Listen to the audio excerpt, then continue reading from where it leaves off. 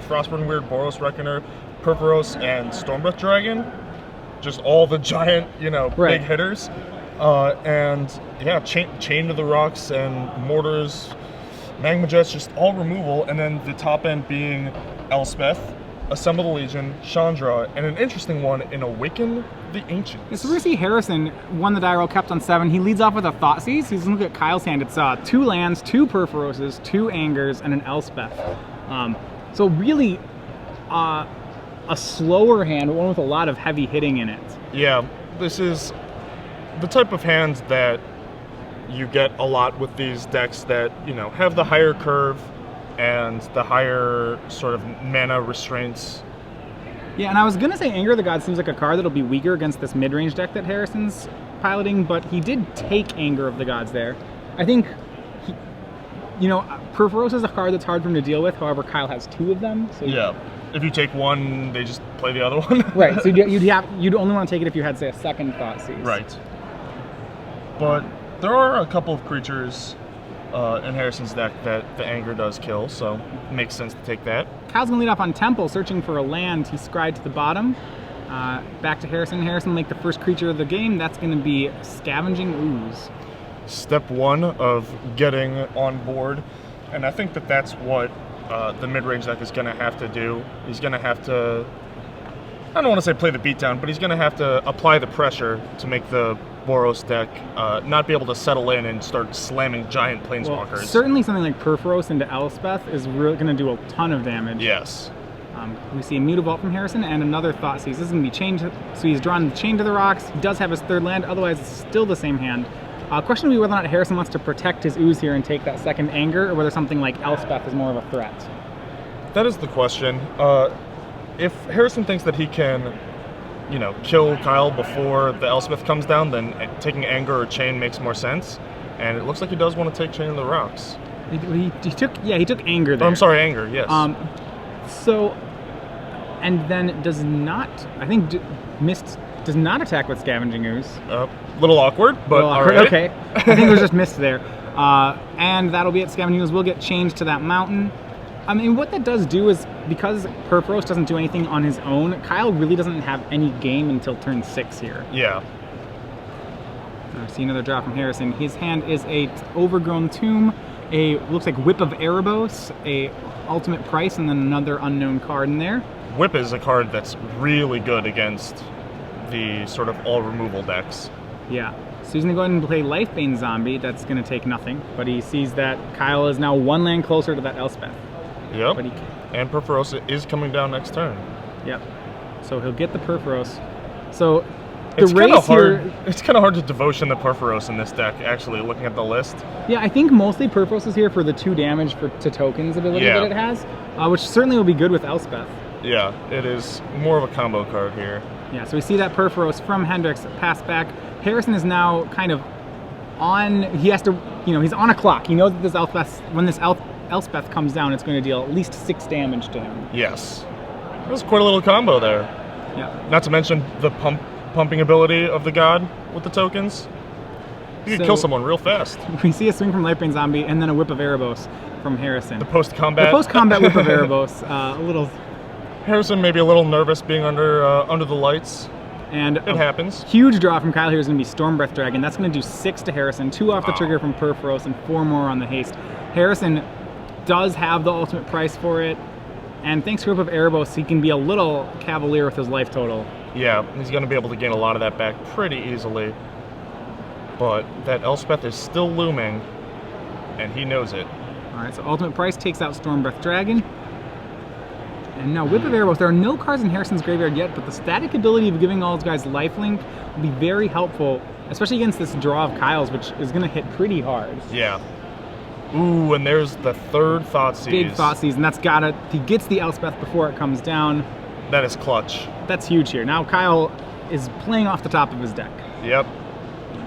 Because Harrison has no way in the main deck to remove that Purphoros. The second Purphoros in Kyle's hand is actually just a dead card. Kyle playing completely off the top. Harrison with a clock on board, the Whip already in play, and a couple cards in hand. Definitely in a good position with a triple Thoughtseize draw. Yeah. So we see Lifebane. Look, Harrison with 2 cards remaining.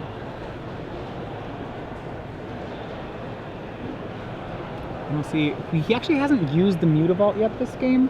He's been choosing just to tap out for additional threats, and I think we're going to finally see Mutavault get in there. I think he heard you. Yep. and unfortunately, that opens the door to Magma Jet on the land. Not a bad draw. Get to set up the next couple. Yeah, he's trying to find some other threat. The difficulty for Kyle is going to be to find a threat that actively races this Lifebane zombie. Yeah. This is, racing a 3-power unblockable lifelinker is really difficult. So life totals once again take a big change in Harrison's favor. And we see the draw from Hendricks is Boros Reckoner. Not bad. Not bad, but it still doesn't race the Lifebane zombie. Doesn't answer the question at hand. Yeah, the problem being Whip of Erebos. Hendricks does have a couple of surprise cards in here. He does play Awaken the Ancient, and he does have 2 Chandra Pyromasters, which would be both pretty good draws here. Absolutely. We see Harrison with a Mutavault as another play, and he chooses not to play his Grey Merchant there. Interesting choice. Well, he only has the 4 lands, so he needs 1 more because he lost the Mutavault. Oh, I'm sorry. You're right. The Mutavault was Magma Jetted. Yes. But the Grey Merchant now does represent lethal with 1 more land for Harrison. That is true. So life total is now sitting at 13 and 8 in favor of Harrison. That's going to be 3 swings off Lifebane Zombie. Boros Reckoner will get in, will keep Harrison from gaining life, and then Anger of the Gods will actually exile the Lifebane Zombie, so it will not be able to be Whip of Erebos back. The 3 damage dealt to Boros Reckoner is going to go ahead and hit Harrison, so Harrison drops to 7 after the attack. Yeah. There we go, they got it. Yep. I mean, now it looks like Kyle's he's really playing to something like an Elspeth here. Yes. Well, that was sort of his plan, and he had the Elspeth, but the triple Thoughtseize draw really tore that apart. Now he's playing top of the deck versus, pretty substantial board, but he's sort of equalized. He's almost answered all the threats. It looks like Harrison has Night Veil Spectre and Grey Merchant. Is he playing Night Veil Spectre? Yeah. Yeah. And Grey Merchant of Asphodel. And he's going to go ahead and go with Grey Merchant here. That's a drain of 4 from the Whip of Erebos. They'll put Kyle down to 4, Harrison up to 11. The danger is that Kyle can't kill the Grey Merchant, because if he kills whips back. He whips back and kills him. Yep. So that's the game. Yeah, this isn't a devotion deck, but Grey Merchant we see is still very powerful. Yeah, it's a really awesome card. I've heard people refer to him as Gary. Okay. A gray. Yeah, so he's Gary the traveling insurance salesman. Yeah, I mean, even when it drains for 4, that's probably, that is enough, I think, to justify playing the card. Yeah, that's worth a card, yeah. Yeah, that's worth the card. And then if you ever do whip shenanigans or, have like a bogged down board where you can get big devotion and you're just like draining for 10, this is unbelievable. Especially against aggro decks. Yeah, like the life gain is so insane. Yeah, and the life gain, I think that game seemed like it was really carried by Whip of Erebos. Yeah. Kyle's deck's capable of dealing a lot of damage, but Harrison was just able to life gain out of range. He ended the game at around 10 life, and I think he gained at least that much off Grey Merchants and Lifebane Zombies. Yeah, and Whip has a tendency to do that against control decks. It's almost a must answer for its ability to single-handedly win a late game, but it also is very good at like playing with itself, because like it gets you to the end game with the lifelink where it then dominates. Right. So looking at Kyle's board, he has some answers to that. He has some wear tears. Do you see them being used in the matchup then? Probably. I would think that between the whip and you kind of have to suspect there's Underworld connections coming in. Right. I think that... And actually, as we know, there's a pair of Underworld connections in the main for Harrison. Ooh, there you go. So I think Wear Tear is definitely going to be quite good. You can also Burning Earth from Kyle Hendricks. I don't know. Yeah, there's like a lot of swamps, but all the green sources and some Mutavaults. Yeah, Harrison's on about half basics. Okay, so close. Close. It's almost Burning Earth area. We also have Assemble the Legion. Harrison playing almost mono black has virtually no way to deal with something like that. Yeah. Besides a proactive Thoughtseize, Assemble the Legion is going to do some really good work, and we see 2 in the main and a 3rd in the board for Kyle. So that's going to be a key card to watch for. in addition to all the Planeswalkers. Yeah, and if we look at Harrison's sideboard, he's got a lot of the same cards that were running Adel's Pro Tour deck, which is, he has a huge option of cards. He has Haunted Plate Mail, Read the Bones, Underworld Connections, just like a lot of 1-ofs that he can bring in here. I think in the matchup, we may see, well, the biggest thing is that he doesn't seem to be able to deal with like Planeswalkers and Purphoros out of the matchup. Right. I would say that Devour Flesh probably. Because it deals with Purphoros. It's one way to possibly answer it. I don't know if Purphoros actually gets activated. I suppose we did see Boros Reckoner, so Harrison, you have to assume that Purphoros might become active in the matchup. It theoretically can, and you know, you have to deal with it somehow. Not to mention that, like, if your plan is to say Hero's Downfall and Elspeth, you don't want to get domed for 6 on the way out. Right. So that might be a thing. Pithing Needle for Planeswalker is probably a thing. Yeah, I'm not sure. Yeah, it's a lot of different options. He also has a card. He has Haunted Plate Mail in the sideboard as I think kind of a foil to removal right now. It's pretty cute. Probably for Supreme Verdict decks, but it might actually have some good applications here. Either way, it seems the matchup seems to be pretty much a matchup of heavy hitting cards here, I would say. Yeah, a lot of haymakers back and forth. And as we saw, Thoughtseize was really good when you know you're going haymaker versus haymaker, to be able to sort of preempt one and also be able to just like plan out your own sequencing. Super powerful. So one card that I want to talk about in the black-green deck is Reaper of the Wilds. I think one of the things that first popped out to me is, why is black-green actually a good deck right now? You know, what are the incentives to playing black-green? You obviously get Abrupt Decay, but Reaper of the Wilds I think is one of those cards that has snuck under the radar a bit. So we see it there on the left. It is, when another creature dies, it scries, and then it has Death Touch, so it always trades with a Haymaker, but also gains Hexproof at the same time. Yeah, and you know, 4/5 body for 4, pretty efficient. It's good. It's no Spirit Monger, but you know, it is able to come down fairly quickly, really control the board, hard to deal with, especially late when you know you have 6+ lands in play.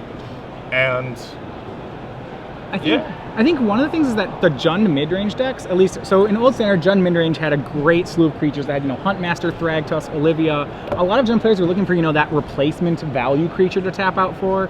And I'm wondering if the evolution here, one of the evolutions of it we've seen is this black-green midrange deck, where they've put Reaper really in that creature slot, and they've surrounded him with a lot of removal spells, which, you know, I think is where he's at his best. That Scry on ability is great when you're just killing everything your opponent's playing. I would agree. I think that that's the role that people are trying to put the Reaper into. I don't necessarily think it's the best choice for that. I think, you know, Desecration Demon is doing a great job of I mean, he's not role. a Thragtusk. You know, he's not as good as that card. Right.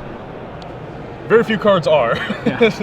So game 2 is underway. We see tap lands exchanged by both players. We do see a Boros Reckoner in the hand for Kyle, so he's going to have some early game action. But up until then, he's just going to make lands. Harrison, with a much more controlling draw, he has both Thoughtseize and Underworld Connections, so he's really looking to grind this out. And we'll take a look at Kyle's keep here, as Harrison does play the Thoughtseize. Gonna Magma Jet in response. That's reasonable. Yeah, he just wants to try to have something he can tap out for turn 3.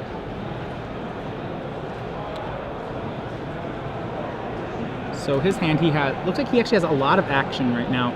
I think he's looking for the lands and wants to make sure that his Magma Jet isn't taken so that he gets land screwed. He's gonna go ahead and top and bottom. Which is kind of what we saw in game 1, actually. We do see a little embarrassing Boros Reckoner with a Mutavault as the next land, and then Chandra, Chain of the Rocks, and Purphoros. So, you're Harrison. What can you deal with? Well, there's a couple of things. So Chain of the Rocks is just a removal spell. I think if Harrison's on the plan of playing Underworld Connections, he's fine giving Kyle as many 1-for-1s as he wants. I agree. I don't think he has problems dealing with a creature, so I think it probably comes down to either the Purphoros or the Planeswalker. Purphoros, once it's on the board, Harrison can't kill. Right. So he may take that, and then he may not care about Purphoros, in which case he'll take Chandra. Because Chandra is the only card that gives the ability to take extra cards. He may not actually, he's actually going to go with the Reckoner, which means that Kyle won't have any plays for a while, and maybe Harrison doesn't have a kill spell for it. Yep. And that's a reasonable route to take. If you're really trying to settle into the control role, you know, take out the creature so you can spend this third turn playing your Underworld connections, that makes sense. So the Mutavault's played for Kyle. His draw for the turn was Nykthos. Harrison's going to go ahead and play Nightveil Spectre. That's an excellent card right now. I mean, it pretty much is just a target for Chain to the Rocks. Yes. Which now Kyle has 2 of. We saw Nightveil Spectre shine in the first match today in the sideboard of blue-black for the Vesper for the Control Mirror. It actually also is played in this black-green mid-range deck, mainly because it has triple black in its Devotion, and isn't a terrible card when you're killing all their things. Right. And even though it would be difficult to cast Kyle's cards, you can still get a land, and then once you get the land, then you get the spells. Right. Alright, so a hit for 2 from Mutavault comes in. Harrison with the 4th land is going to go ahead with his own Haymaker creature. This is going to be Desecration Demon. Probably another Chain to the Rocks target, but he's slowly grinding out Kyle's hand. Yep. Harrison thought he was baiting with the Spectre to get the Demon through. Another Chain to the Rocks, probably going to come down here. You don't want to take a hit from that thing. Yeah, Kyle actually is able to play Chain to the Rocks and Chounder on the same turn here. He's going to go ahead and chain the Demon, see if he puts it on the same land or puts it on the other land.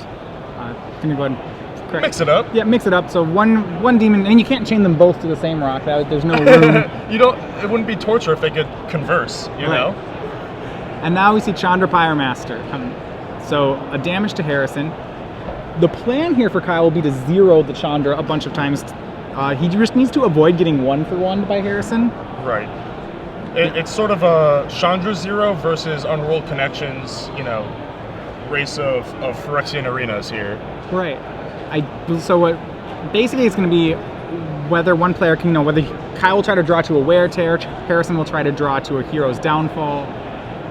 Or perhaps Harrison already has the Hero's Downfall. He takes out the Chandra.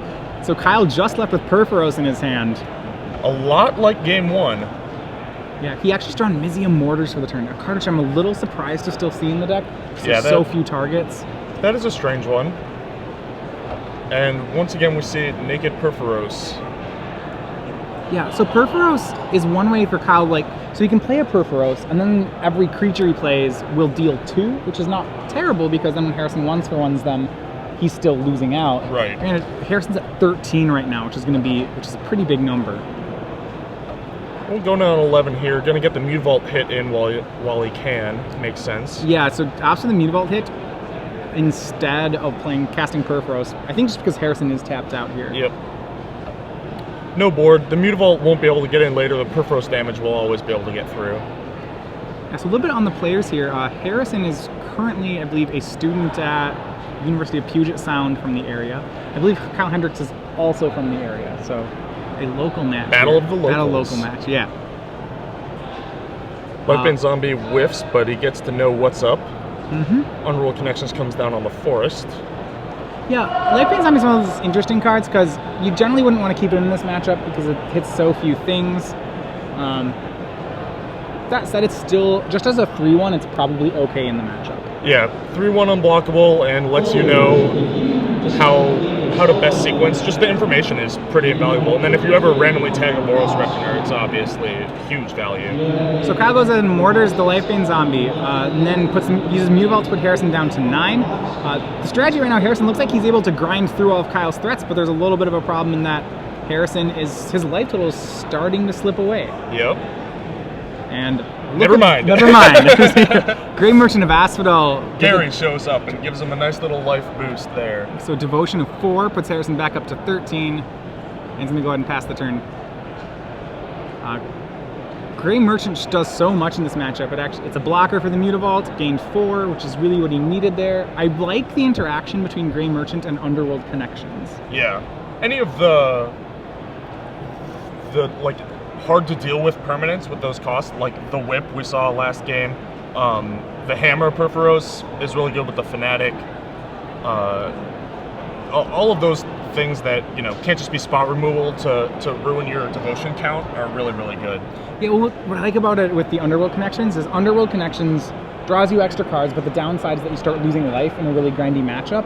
And then because it has a lot of black mana symbols, it's perfect for Gray Merchant, who then gains you back all the life you lost while you were drawing to Gray Merchant. And draw more cards. Right, and then you draw. So it's like this dual relationship between the two of them, which is just a really great core for a control deck.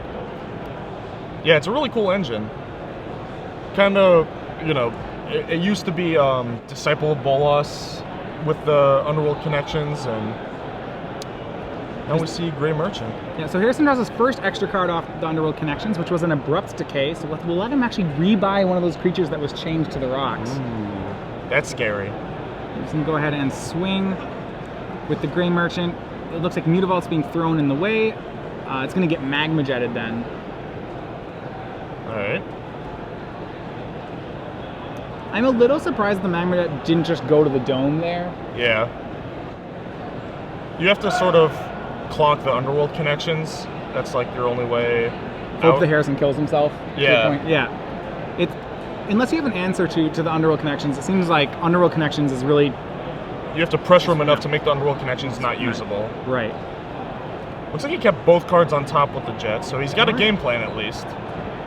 Harrison draws an extra card, which is Night Veil Spectre. He's going to go ahead and cast that and ship the turn. Remember, he has a little bit of a surprise here, is that he does have an end-step Abrupt Decay. To free either a Desecration Demon or another Night Veil Spectre. That's pretty good.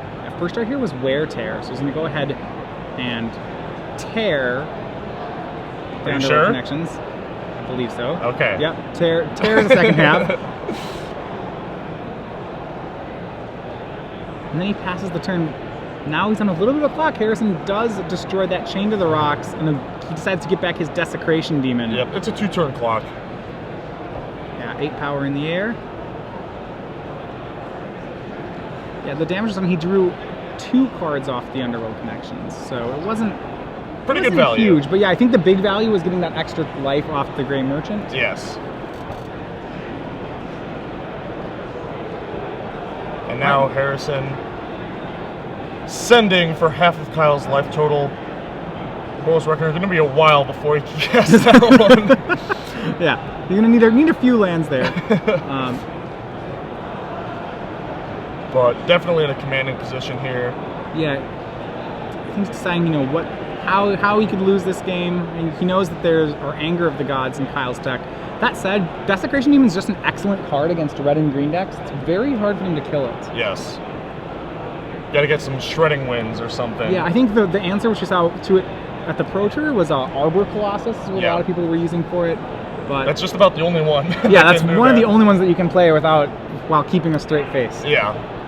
Like, yes, you can play, actually a Plummet even in the format, but you know, that's, you really don't want to be playing that kind of stretch. So Scavenging Ooze does come down, gonna eat some stuff, get out of range of Anger of the Gods. Yeah, burn range there.